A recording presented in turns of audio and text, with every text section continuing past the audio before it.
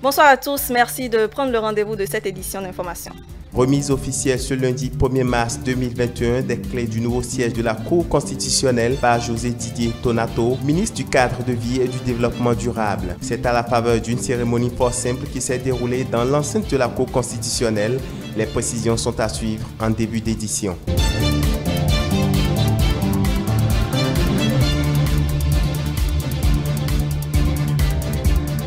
La coopération allemande vient en appui au Bénin à travers un don d'équipements de laboratoire. Et ceci dans la lutte contre la riposte contre la COVID-19. La cérémonie de réception de ces dons s'est déroulée au ministère de la Santé.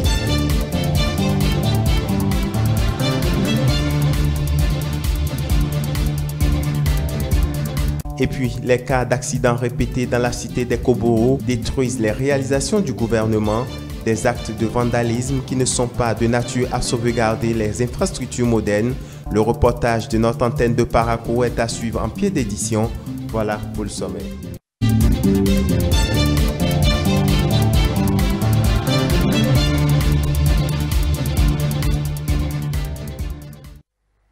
Et dans cette édition, nous recevons un invité, le docteur Salifou Sourakatou. Bonsoir, docteur. Oui, bonsoir madame. Bienvenue sur notre plateau. Vous êtes le directeur national de la santé publique. Exactement. Très bien. Alors, je reviens à vous dans un moment. En attendant, sachez que le site de la Cour constitutionnelle, entre-temps en chantier, fait peau neuve. Le ministre du Cadre de vie et du Développement durable a remis officiellement ce lundi les clés du nouveau siège de l'institution à son président, professeur Joseph Djogbenou. C'est à la faveur d'une cérémonie fort simple qui s'est déroulée dans l'enceinte de la Cour. On suit le compte-rendu dans cet élément. Voici le nouveau visage que présente l'ancien site de la Cour constitutionnelle. Ayant constaté l'état de dégradation très avancé du siège de l'institution et des conditions inconfortables de travail de ses membres, le gouvernement a pris la décision de lancer un projet de rénovation et d'extension de l'ancien siège qui a duré 12 mois. Le coût global de ce joyau réceptionné est plus de 2 milliards de francs CFA. Au nom du chef de l'État et du gouvernement, je remets entre vos mains les bureaux rénovés de la Cour constitutionnelle. Au nom des membres de la Cour, je reçois tout aussi symboliquement les clés de la Cour constitutionnelle.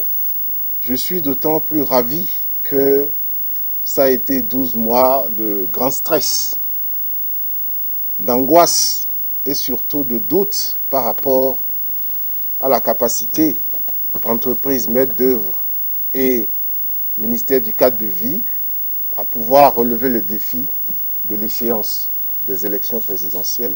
Je voudrais simplement dire que ce que vous voyez ici, c'est à peu près 4300 mètres carrés de bureaux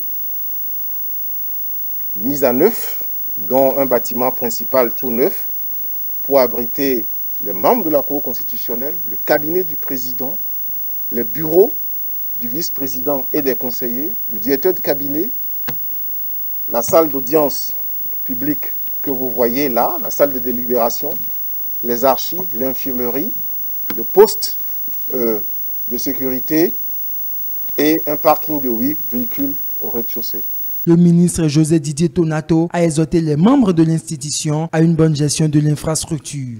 La Cour a, en plus de tout ce que j'ai cité pour ce bâtiment neuf, nouveau, 3 complexes pour les secrétaires généraux, un complexe pour la direction administrative, 10 bureaux directeurs, 19 bureaux collaborateurs, j'allais dire une vingtaine, un service d'informatique, une salle de réunion, des salles de dépouillement, des salles de documentation, évidemment une cuisine, un réfectoire et toutes les commodités qu'il faut, Monsieur le Président, pour permettre à la Cour de travailler dans de bonnes conditions, voire de dormir ici.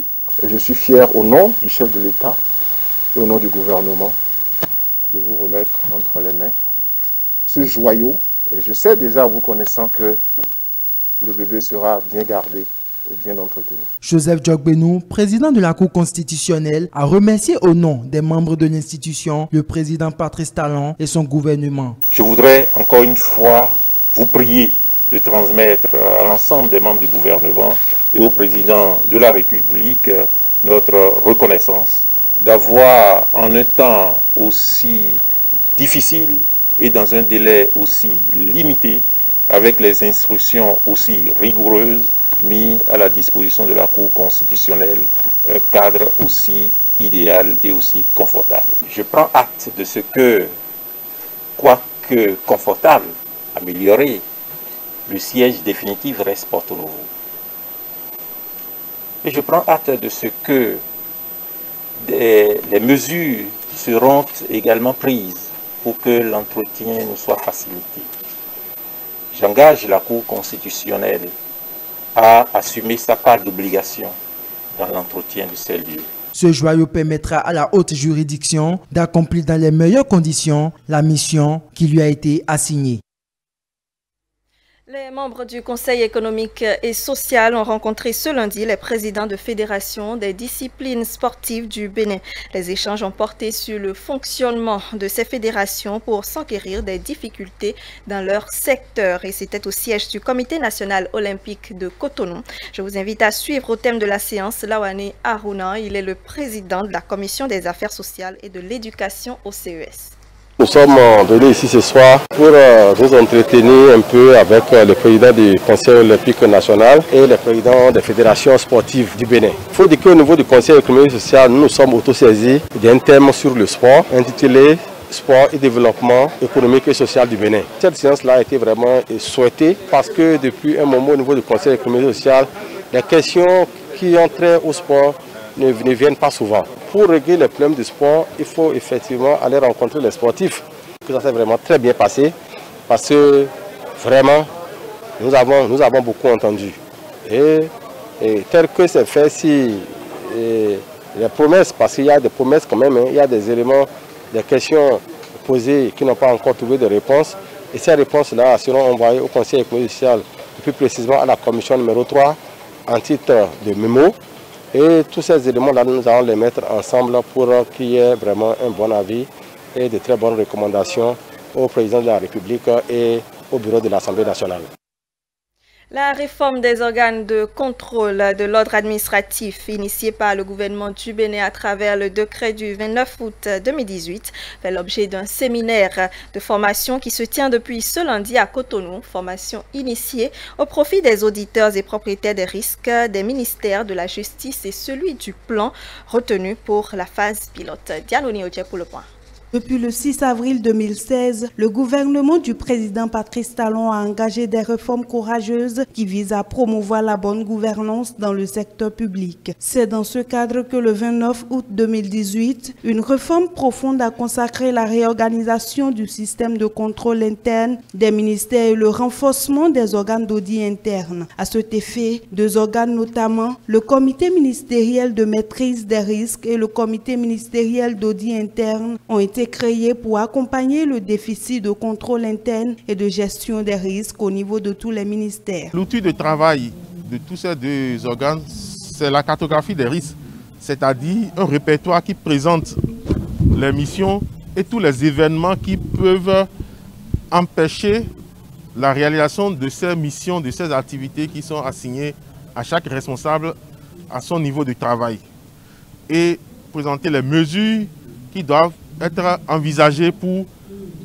faire face à ces événements qui sont incertains, qui peuvent avoir des conséquences lourdes sur l'atteinte des objectifs assignés à chaque responsable. Cet atelier de formation approfondie des auditeurs et propriétaires des risques au concept et à la méthodologie de l'élaboration de mitigation des risques est structuré en deux phases. Celle de l'élaboration de la cartographie des risques et celle de l'audit basé sur les risques. La carte que nous allons élaborer maintenant à l'issue de cette première phase va servir à faire un plan d'audit par rapport à ce qu'ils ont reçu. Ils vont mettre cela en application en allant dans les structures, en élaborant la cartographie de leur structure. Vers mi-mai, chaque ministère va présenter sa cartographie à son secrétaire général qui est, par surcroît, le propriétaire des risques du ministère. Les participants à cet atelier de formation sont invités à faire montre de disponibilité en participant activement au débat afin que les objectifs soient atteints. Ce qu'on attend d'eux, c'est qu'ils s'approprient la méthodologie, qu'ils comprennent les concepts qui sont liés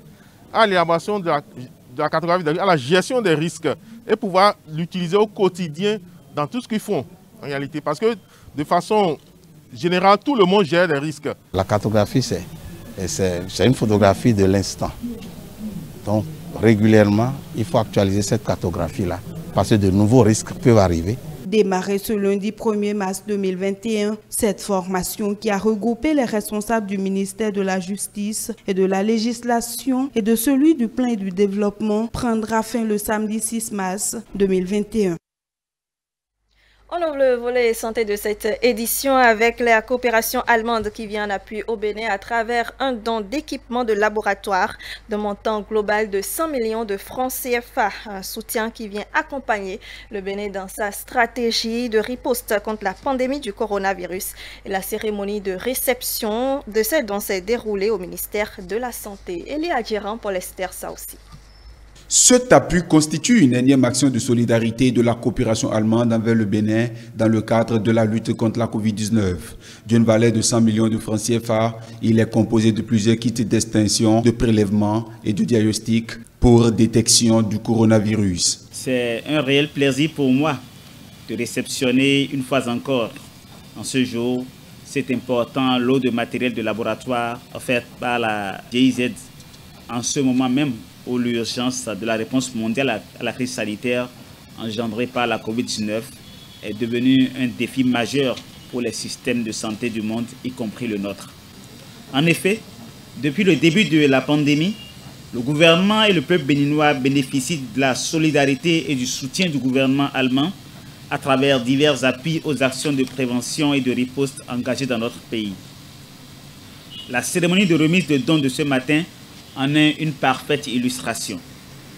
L'appui de la coopération allemande d'un montant d'environ 100 millions de francs CFA que nous réceptionnons ce matin porte essentiellement sur des intrants de laboratoire et concerne des kits de diagnostic pour la détection et la confirmation de la COVID-19, toute chose qui permet de rendre disponibles des informations fiables sur la gestion de la pandémie. Après avoir salué la performance du Bénin dans la riposte contre la deuxième phase de la pandémie, l'ambassadeur a déclaré que ce don vient renforcer les laboratoires du ministère de la Santé. Pendant toute la crise, le gouvernement fédéral a mis à disposition du Bénin à 2 reprises de sommes assez considérables. On a reprogrammé des activités pour un montant de 8 millions et on a mis à disposition aussi de nouvelles fonds qui vont à un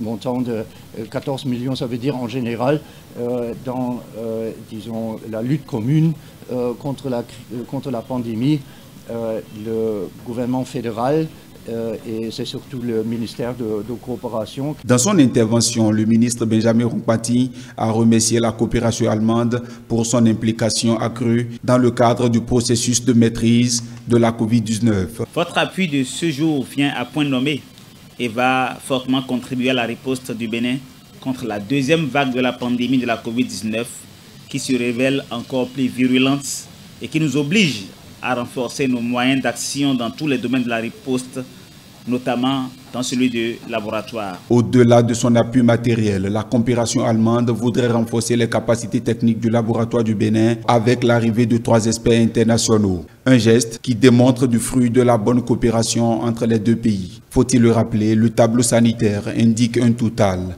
de 4 515 cas, dont 70 décès.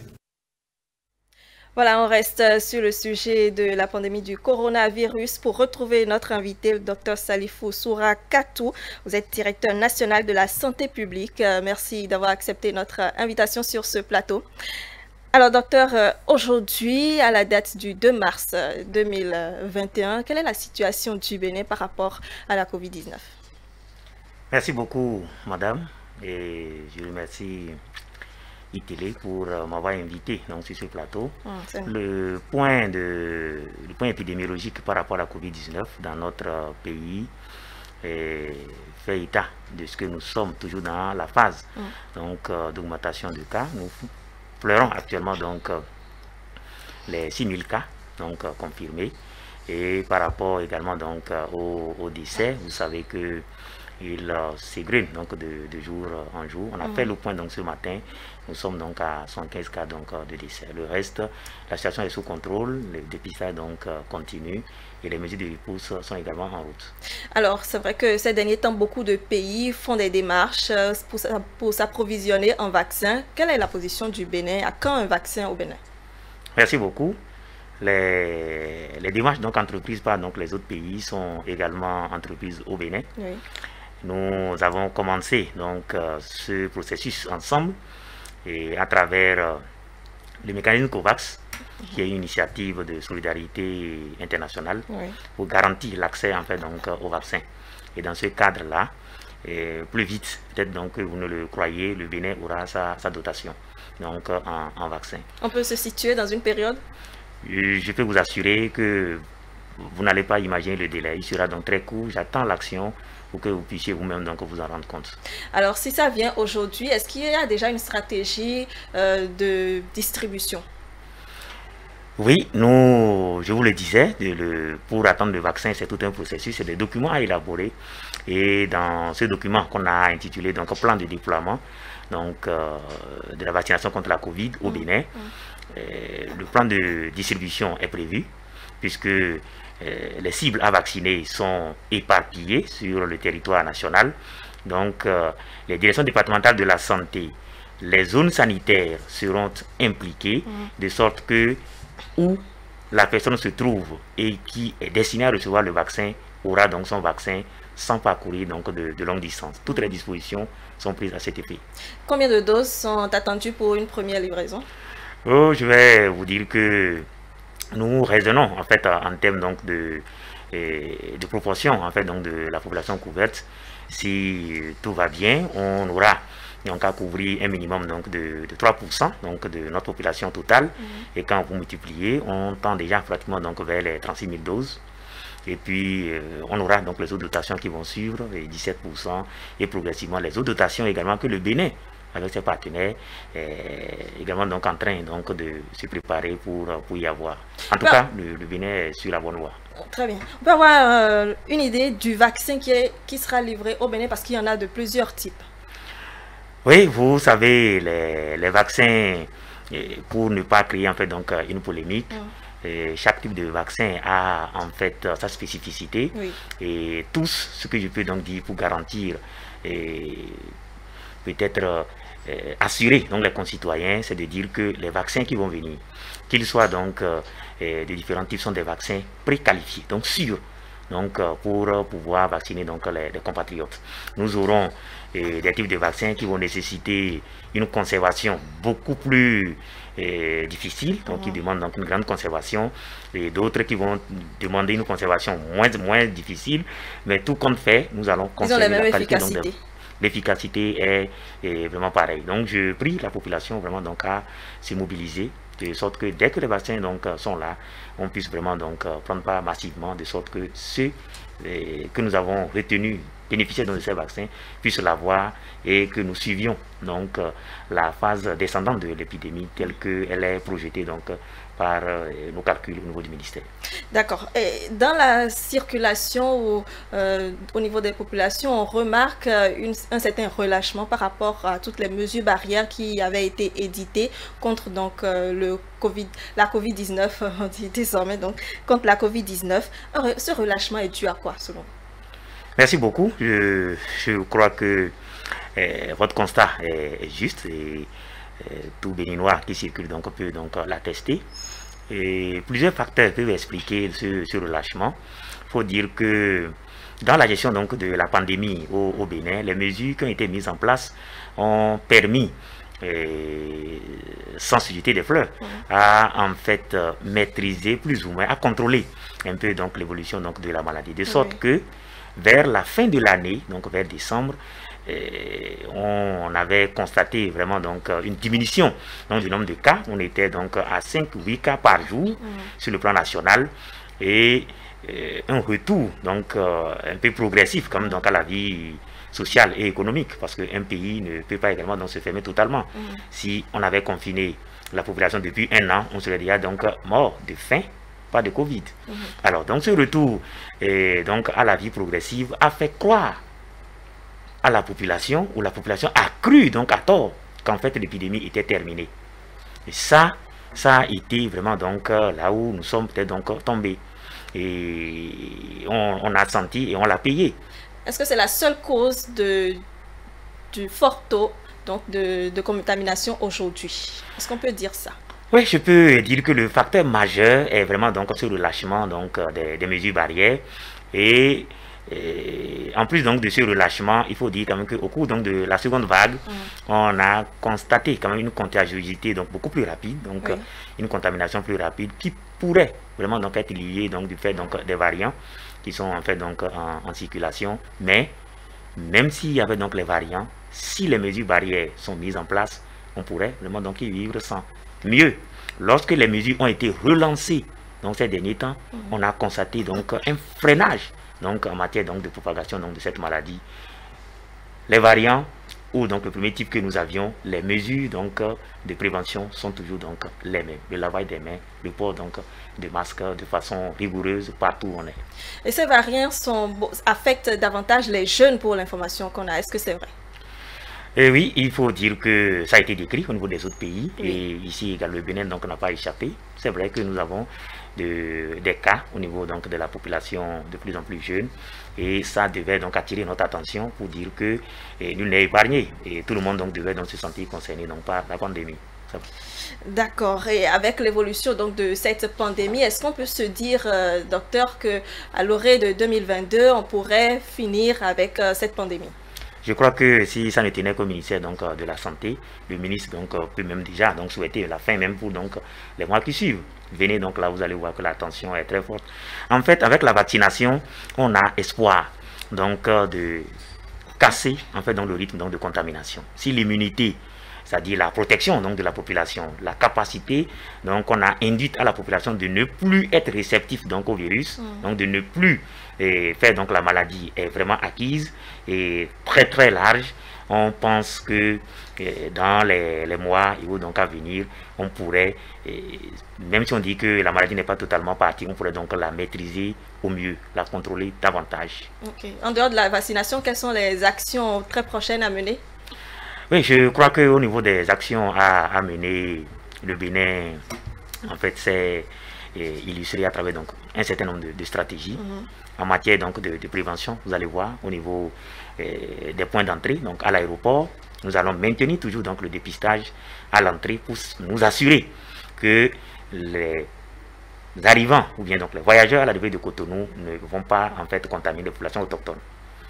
Ceux qui devront également donc sortir également du pays doivent également être dépistés parce que dans le cadre du règlement sanitaire international, il faut également des aspects en fait à respecter. Sur le plan interne ici, aux soins donc des malades, nous n'allons pas changer nos stratégies. Quand vous n'avez pas donc de signes, vous êtes confiné à la maison et puis vous suivez votre traitement. Nous faisons donc les contrôles et si vous êtes guéri, vous êtes déclaré, vous ressortez. Mais si vous avez donc des signes et vous avez des signes de gravité, nous avons des sites qui sont dédiés donc à cet effet et au nom donc des sites, nous avons le site de Calavi qui pourra donc finir bientôt, le site donc de Natitengu et tous ces sites vont venir donc agrandir donc l'espace de prise en charge donc très prochainement dans les mois à venir pour que les soins donc soient donc les plus disponibles donc possible à travers donc le pays. En tout cas, on est rassuré, les équipes de terrain sont vraiment donc aguerries. Bien, docteur, avant de vous laisser partir, un message à la population. Oui, le message que je pourrais dire donc à la population, c'est de deux ordres. Le premier message, c'est de dire que la prévention donc vaut mieux que tout. Les mesures barrières ont été éditées par le gouvernement pour être respectées. Oui. Le port systématique de masques en tout lieu, lorsqu'on n'est plus seul. Dès qu'on est déjà deux, il va falloir donc porter donc, le masque.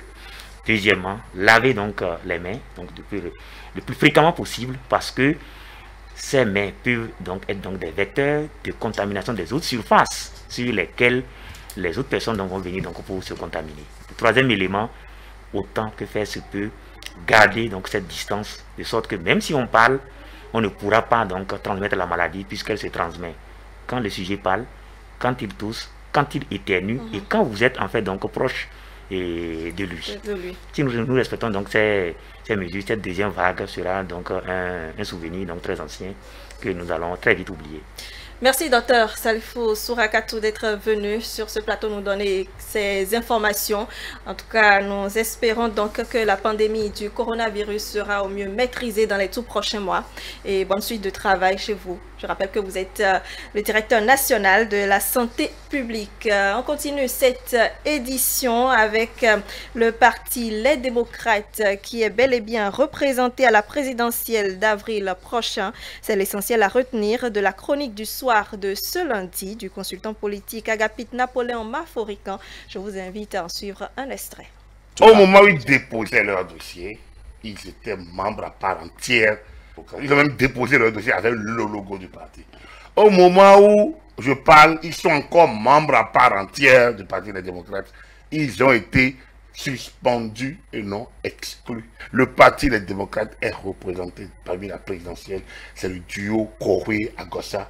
Eux-mêmes le revendiquent. Mais ils se reconnaissent toujours de ce parti. Ils n'ont jamais dit qu'ils ont démissionné du parti. Donc vous comprenez que c'est de la... Quand je parle tout à l'heure de l'anarque, hier de la rue, de la rouerie, nous sommes en plein dedans. Les gens sont en train de distraire l'opinion en disant que le parti n'est pas représenté. Le parti, les démocrates, est bel et bien dans l'élection présidentielle. Sur quel manteau ils sont allés demander le parrainage? Agossa l'a dit que lui, il est allé à la quête du parrainage pour le parti. Il voulait remettre son parti. Il a fait la promotion du parti au moment, pour prendre les parrainages. Donc, les parrainages ont été donnés, peut-être pas au candidat, à celui que Yahi aurait voulu. Parce qu'il voulait jouer l'effet, il voulait avoir l'effet de la surprise, la sortie de son chapeau au dernier moment. Donc du coup, ça n'a pas permis à la dame de jouer, au moment où Agossa faisait, lui, son jeu franc, et sur le terrain, en disant, moi, je vais chercher le parrainage. Ils n'ont pas voulu jouer ce jeu. Et donc, eux, ils ont voulu jouer en cachette. Pendant que l'autre joue ouvertement. Alors donc, quand ils ont vu les choses chamboulées, et quand Irénée Agossa s'est penché dans la presse en dénonçant candidat débarqué, dossier incomplet, il a gâté le jeu. On le suspend. Mais il lui a le parrainage au nom du parti. Et Corée l'a suivi. Et donc, ils sont deux membres du parti, les démocrates. Et ils ne peuvent pas, les gens ne peuvent pas leur enlever ce statut-là.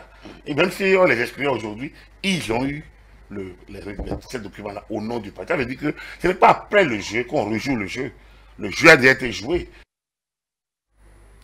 On continue cette édition avec les accidents de la ville de Parakou qui détruisent les réalisations du gouvernement. Pourtant, depuis quelques années, la ville révèle de plus en plus sa beauté grâce aux investissements. Ensuite, le reportage de Isaac Adjé et de Boris Archissou à cet effet.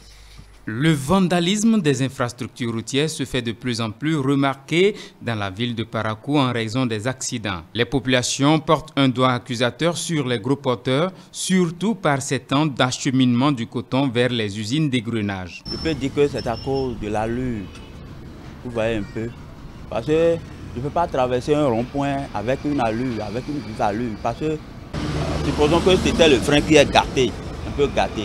Les propriétaires n'arrivent pas à réparer tout cela et tout cela crée beaucoup d'accidents par-ci par-là. L'accident qui était passé tout récemment ici, si c'était en pleine journée, vous voyez ce que ça peut causer. Nous avions investi dans tout cela, on cherche de preneurs pour la livraison. Si c'était que le camion renversait tout cela, nous n'allons pas vite trouver ce que nous avions investi dedans. Bon nombre de conducteurs ne maîtrisent même pas le code de la route. C'est tout cela qui crée des accidents dans la ville de Parakou. Les conducteurs de véhicules poids lourds qui ne nient pas en bloc les faits se justifient tout de même. Ils parlent du prix au tonnage qui les contraint à la surcharge afin d'avoir quelques bénéfices après les différentes dépenses. De Cotonou pour arriver à Parakou, les gens prennent jusqu'à 50 tonnes. Mais il faut voir avec le tonnage, le camion ne peut pas avoir le frein. 50 tonnes, 45 tonnes, ça ne peut pas aller. Si le patin est chauffé, mais si tu peux freiner n'importe quoi, ça ne peut pas s'arrêter. Pour éviter les nombreux accidents, sources de dégâts matériels et en même temps protéger nos routes réalisées à grands frais, des suggestions sont faites au gouvernement. Le gouvernement a essayé pour voir les transporteurs, ils vont rester pour parler, sinon ça ne peut pas marcher. Ça ne peut pas du tout marcher. Nous avons pris le gouvernement qu'il appelle les transporteurs et ils vont se parler de ce prix-là. Quand le prix est bon, il n'y a pas de chuchage et les camions vont circuler librement. Dans la nuit du 28 février au petit matin du 1er mars, un camion chargé de coton vient de s'allonger à la latitude du carrefour Mathieu Kérékou et obstruant le passage. Il n'y a pas de perte en vies humaines enregistrée selon nos sources. On finit avec la Chine pour dire que le Xinjiang a fait des progrès grâce aux efforts de son PIB. L'économie a connu une nette amélioration. Les précisions dans cet élément de nos confrères de CCTV+. Le Xinjiang a fait ses adieux à la pauvreté absolue, avec un total d'environ 3 millions de ruraux sortis de la pauvreté et les 35 districts frappés par la pauvreté retirés de la liste de la pauvreté. C'est le dernier chiffre publié par un rapport de travail du gouvernement régional au début du mois. Le rapport indique que 70% des dépenses fiscales du Xinjiang et 80% des fonds d'aide ont été consacrés à l'amélioration des moyens de subsistance des populations. Par exemple, dans le district de Shache, le gouvernement local a investi près de 20 millions de yuans pour créer un lieu d'élevage de pigeons. Élever des pigeons offre aux agriculteurs locaux un moyen de sortir de la pauvreté. Les œufs et la viande sont distribués dans tout le pays. C'est devenu une industrie importante dans le district, fournissant des emplois aux familles pauvres. Todi Gurpan, un agriculteur local, dit que les petits oiseaux lui ont apporté une grande fortune et que la vie de sa famille continue de s'améliorer. J'ai appris des techniques d'élevage et différentes méthodes de traitement. Auparavant, je gagnais 5 000 yuans par an, mais maintenant mon salaire est passé à 12 000 yuans par an. Le rapport de travail indique également que le revenu par habitant des zones rurales en 2020 a atteint plus de 14 000 yuans, avec une croissance annuelle moyenne de 8,3% au cours des 5 dernières années. De nombreux villageois du comté de Shache assurent un revenu stable en gérant leur entreprise d'élevage de pigeons avec le soutien du gouvernement local.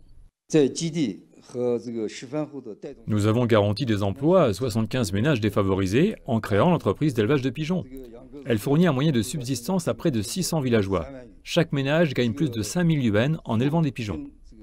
En élevant les oiseaux, comme Todi Gurpan, de nombreuses personnes volent de plus en plus haut et plus près de la destination finale, une Chine exempte de pauvreté et de difficultés extrêmes.